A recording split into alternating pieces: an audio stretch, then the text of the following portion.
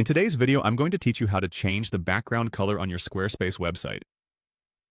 Whether you're looking to give your site a fresh look or simply adjust the aesthetics a bit, changing the background color can make a significant impact. So let's dive into the steps you need to follow to achieve this. The first thing you'll want to do is navigate to your Squarespace site.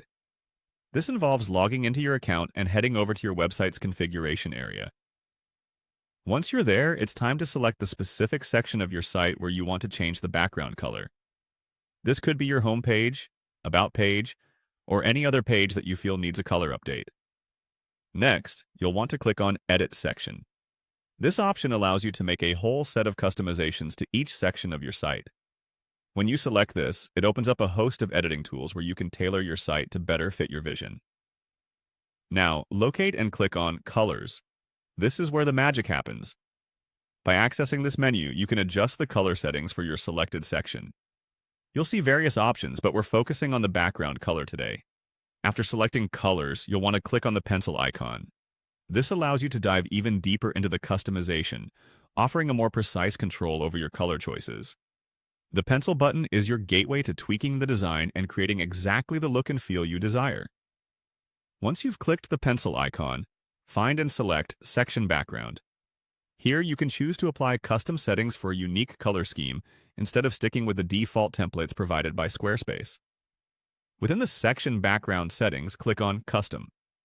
This will provide you with the ability to either use the color palette provided or input a specific color code to match your brand or personal preference.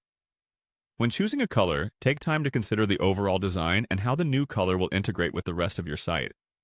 If there's a specific shade you're aiming for, this can be achieved by entering the hex code directly.